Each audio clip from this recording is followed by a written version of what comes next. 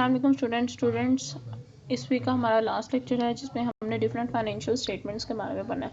Firstly balance sheet क्या होती है? ये एक स्नैपशॉट होता है कंपनी की फाइनेंशियल हेल्थ के बारे में, जो एक गिवन टाइम ऑफ पीरियड के तौर पे आपको बताया जाता है। इसकी लिस्ट में एसेट्स, लायबिलिटीज और honour equity line by line there period of time के साथ स्टेक होल्डर के लिए अंडरस्टैंड के लिए ब्रेक डाउन की जाती है और इसको राइट डाउन किया जाता है। नेक्स्ट है इनकम स्टेटमेंट। इनकम स्टेटमेंट को हम प्रॉफिट एंड लॉस स्टेटमेंट की भी कहते हैं, जिसको P&L से भी डिनोट किया जाता है।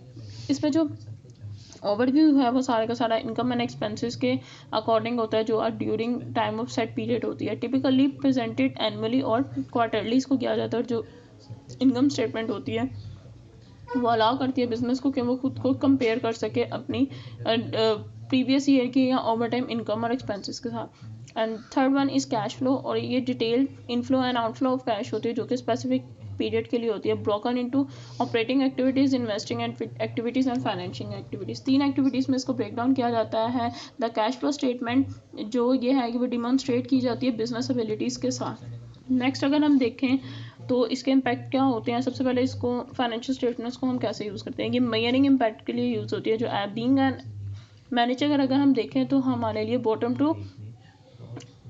बॉटम लाइन पे रह के इस सारे मेजरमेंट्स को देखना हमारे लिए इम्पोर्टेंट होता है कि क्या हम कुछ चीज़ परचेज़ कर रहे हैं तो क्या हमारे पास उसके लिए रिक्वायरमेंट्स हैं, या जो हम एड्स पे स्पेंड कर रहे हैं, या कोई हम स्पेशलिस्ट बिग प्रोजेक्ट पे काम कर रहे हैं, तो हमारे मेजरिंग इम्पैक्ट क्या क्या होंगे, कैसे हमने किस चीज़ को मेजर करना होगा, हमारे डायरेक्ट एक्सपेंसेस क्या है, उसके अदर साइड पे हमें कितनी इनकम आएगी। सेकंड में हम देते हैं डिटरमाइन करना पड़ता है हमें अपना बजट, कि हमारा बजट कितना है, जो कि हमारे फाइनेंशियल स्टेटमेंट के ज़रिए हमें पता चलता है जब हम अपनी प्लानिंग बजट्स करते हैं कि हमारे पास कितना बजट रहेगा। उसके बाद हम अपने डिफरेंट जो एनालिसिस होती हैं उसके साथ काम करने के बाद हम एट द एंड इस बात पे पहुंचते हैं कि हमने किस प्रोजेक्ट पे कितनी बजटिंग करनी है। Third one is cut unnecessary cost. जब हम प्लानिंग कर लेते हैं तब हमें पता चल जाता है कि किस चीज़ पे कितना स्पेंड करना हमारे लिए बेहतर है। इन शॉर्ट, अगर आप फर्नीचर बना रहे हैं और फर्नीचर बनाने के लिए आपको वुडन रिक्वायरमेंट है, आपको लकड़ियों की ज़रूरत है, तो आप क्या करेंगे, आप सिर्फ ये देखेंगे कि हाँ आपको कहाँ से वुड्स मिल सकती हैं और उसके अदर हेड पे कहाँ से आपके जो ट्रांसपोर्टेशन कॉस्ट है वो भी कम हो रही है।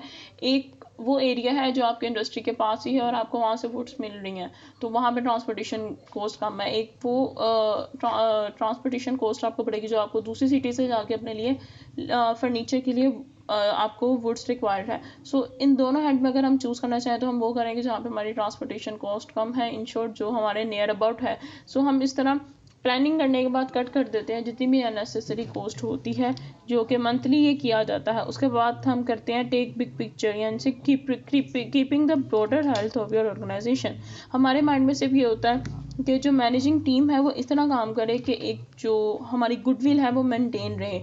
सो हम अपने ऑर्गेनाइजेशन की हेल्थ को मेंटेन रखते हैं। सो इसके लिए हम एनालिसिस करते हैं अपनी बैलेंस शीट की, इनकम स्टेटमेंट की, कैश फ्लो की, जो हमें अलाउ करती है अंडरस्टैंड करने के लिए कि in and outs of your company finance and give your big picture clearly to guide your goal setting and decision making process. हो के हमारे जो डिसीजंस थे वो कहाँ हेड करते हैं, क्या हम अपने गोल्स की तरफ जा रहे हैं, हम अपने गोल्स को अचीव कर सकते हैं, ये वो एक बिग पिक्चर होती है जो हमारी फाइनेंशियल स्टेटमेंट्स हमें दिखाती है। स्टूडेंट्स, आज हमारा लास्ट लेक्चर था हमारे फोर्स आउटलाइन के बारे में। सो आई होप कि इस वीक्स के लेक्चर आपको समझ में आए होंगे। Thank you class.